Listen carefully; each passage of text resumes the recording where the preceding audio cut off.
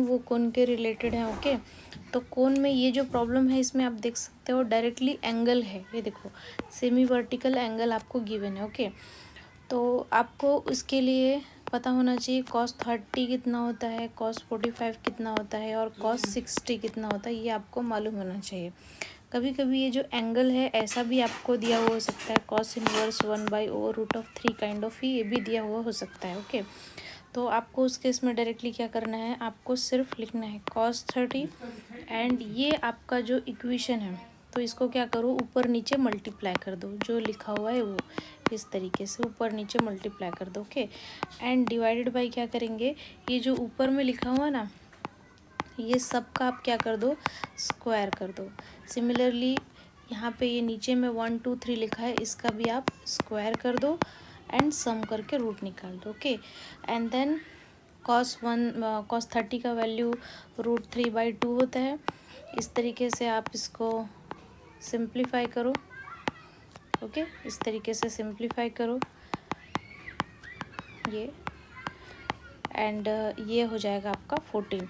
Now ये over root को हटाने के लिए आप बोथ साइड क्या कर दो, स्क्वायरिंग कर दो। ओके, बोथ साइड स्क्वायरिंग करोगे तो ये कितना हो जाएगा, 3/4 हो जाएगा। और यहाँ पे ये x + 2y + 3z का ये होल स्क्वायर हो जाएगा एंड डिवाइडेड बाय ये 14 x² y² z²। Now do cross multiplication, है ना, एंड सिंप्लीफाई करो, जहाँ तक ये जाएगा वहाँ तक आप सिंप्लीफाई करो।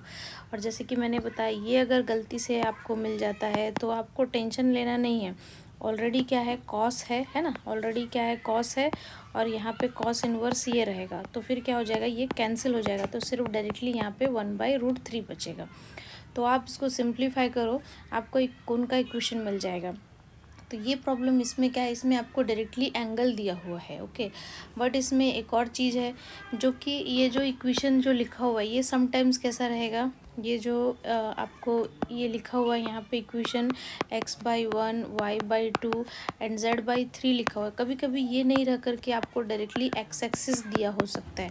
जब x एक्सिस दिया है तो आपको लाइन का इक्वेशन ऑटोमेटिकली समझना है कि वो ये दिया होगा। ओके, x एक्सिस मतलब x के नीचे आपको 1 लिखना है, बाकी दोनों जगह 0 लिखना है। तो अगर आपको एग्ज़ाम में ऐसा हो सकता है कि ये वाला जो लिखा हुआ है ये, इसकी जगह पे आपको क्या लिखा मिले, एक्स एक्सिस मिले या वाई एक्सिस या जेड एक्सिस। तो जैसा मैंने बताया एक्स एक्सिस है तो आपको लाइन का इक्वेशन अभी आपको ये समझ में आना चाहिए। ओके, एंड उसके अकॉर्डिंगली आपको सॉल्व करना है। तो आपको डायरेक्टली क्या लिखना पड़ेगा, cos 30 = डायरेक्टली आपको इस इक्वेशन के हिसाब से क्या लिखना है, x × 1 + y × 0 z × 0 divided by x² + y² + z²। और इसमें तो सिर्फ 1 ही था तो √1²। आप इसको सिंप्लीफाई करो, जैसा ये मैंने ऊपर का स्टेप बताया सेम वैसे, और जहाँ तक सॉल्व होता है वहाँ तक सिंप्लीफाई करो। और ये जो एक्स एक्सिस है हम इसको दूसरे तरीके से क्या लिख सकते हैं, वाई और जेड प्लेन भी लिख सकते हैं। ओके, तो एक्स एक्सिस या वाई और जेड प्लेन, तो उसका इक्वेशन ये होगा। सिमिलरली आप बना लेना वाई एक्सिस के लिए, तो वाई एक्सिस को हम और क्या बोल सकते हैं, एक्स और जेड प्लेन बोल सकते हैं। तो वाई एक्सिस है तो लाइन का इक्वेशन क्या हो जाएगा, सिंपली ये वाई के नीचे में 1 रहेगा, बाकी दोनों जगह पे 0 रहेगा। ओके, अब इसमें एक और चीज़ क्या हो सकता है, इसमें एक और चीज़ ये हो सकता है कि ये जो लाइन का इक्वेशन है एक्स एक्सिस और वाई एक्सिस की जगह पे आपको ऐसा कुछ तो दे सकता है, 6x - 3y = 4z। तो इसको मुझे p/q फॉर्म में लेके आना है। तो इसके लिए हम क्या करेंगे, हम एलसीएम नहीं निकालते बैठेंगे, हम क्या करेंगे, इसमें 6 3 4 सब जो जो लिखा है ना यहाँ पे 6 3 4 वो सबको तीनों में आप क्या कर दो, तीनों टर्म्स में आप डिवाइड कर दो इस तरीके से। ओके, तो ये 6 6 से कैंसिल हो गया, 3 3 से कैंसिल हो गया, ये 4 4 से कैंसिल हो गया। तो x/ ये कितना हो जाएगा, 3 × 4 और ये हो गया 6 × 4 और ये z × 6 × 3। ओके, तो नाउ इसमें देखो ये 3 3 2 ज़ा 6 एंड ये 3 कैंसिल हो गया। ज़रा और सिंप्लीफाई करो इसको, तो ये क्या हो जाएगा, -y 2 × 4 एंड z 6। ओके, तो 2 के टेबल से कैंसिल करते हैं, 2 2 ज़ा 4 2 1 ज़ा 2 एंड ये हो जाएगा 2 3 ज़ा। तो हमारे पास में क्या मिला, x/2 minus Y by 4 and Z by 3। Now अभी हम देख सकते हैं कि अब ये सिंप्लीफाई नहीं होगा, 2, 4 और 3 है, तो this is the simplest one. Now अब इसके साथ हम आगे प्रॉब्लम सॉल्व करेंगे। तो कभी कभी इक्वेशन आपको ऐसा दिया हो सकता है, तो आपको पहले उसको इस तरीके से पी बाई क्यू फॉर्म में लेके आना है ना, ऐसा पी बाई क्यू फॉर्म में लेके आना है एंड देन हमको ये कंडीशन अप्लाई करनी है। तो ये हो गया आपका विथ एंगल प्रॉब्लम। मैंने आपको विथ एंगल के केस में, ये जो मैंने आपको बताया है विथ एंगल के केस में जितनी भी पॉसिबिलिटीज़ थी वो आपको बताई हैं। ये 5 मार्क्स के लिए आता है, तो आप इसको अच्छी तरीके से करके जाओ। नाउ इसी में मैं आपको और इम्पॉर्टेंट सम बता रही हूँ जो कि इम्पॉर्टेंट है, जैसे कि अभी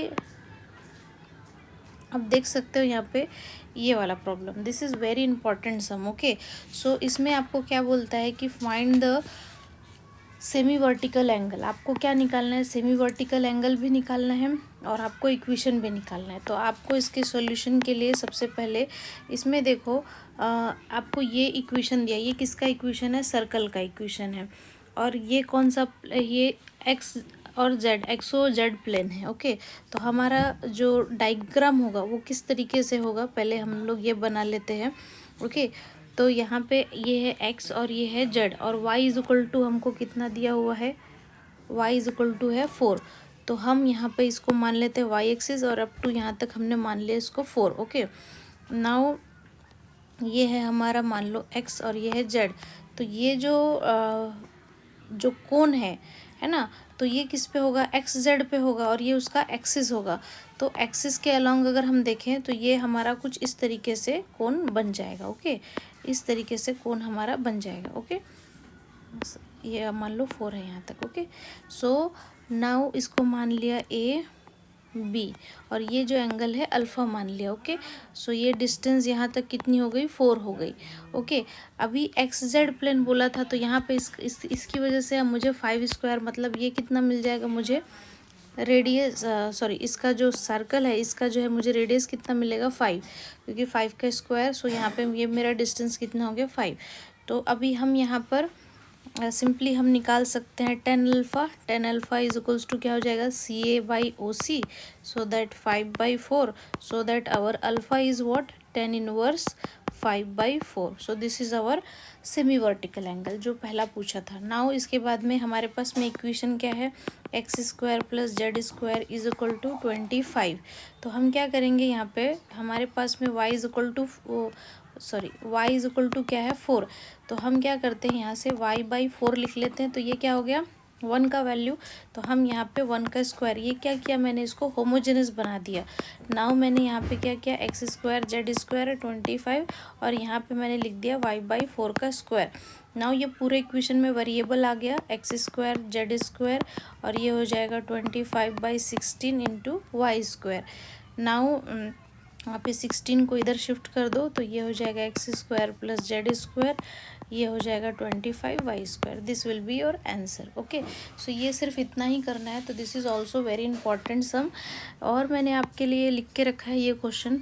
देखो इसमें आपको क्या दिख रहा है, इसमें आपको एंगल दिख रहा है क्या, इस प्रॉब्लम में आपको एंगल ही नहीं दिख रहा है। पिछले वाले प्रॉब्लम में तो आपको एंगल पूछा था, बट इसमें आपको एंगल ही नहीं दिख रहा है। तो इसमें आपको इसमें जैसे देखो वर्टेक्स कहाँ पे है, ओरिजिन पे है, मतलब हमको समझ में आ जाएगा ये चीज़ तो है। ओके, फिर क्या बोलता है, मेक्स इक्वल एंगल।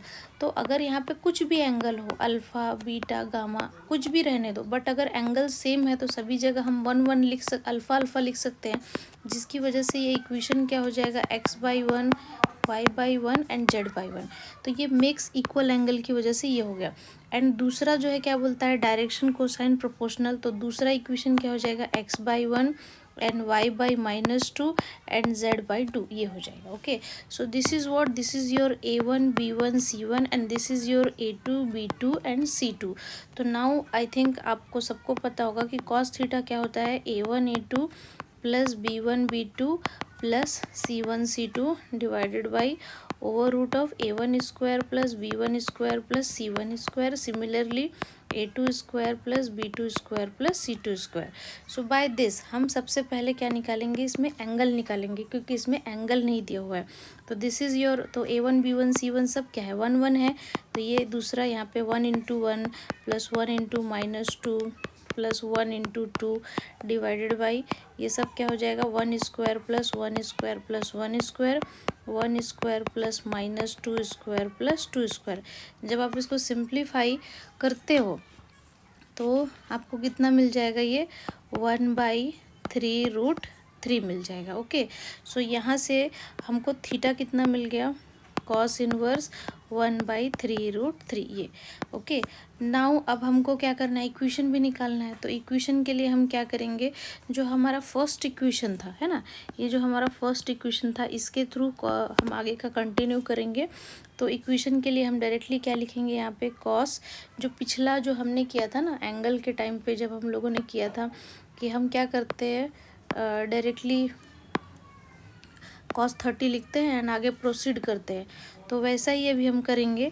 तो ये क्या हो जाएगा, कॉस, ये हो जाएगा cos inverse 1/3/√3 equals to, line का इक्वेशन हमारा जो मैंने ये बताया, इसके साथ में हम लोग प्रोसीड कर रहे हैं, है ना, इसके साथ में हम कर रहे हैं। तो यहाँ पे ये क्या हो जाएगा, x into 1 plus Y into 1 plus Z into 1 divided by X square plus Y square plus Z square √1 square plus 1 square plus 1 square, ये कैंसिल हो जाएगा।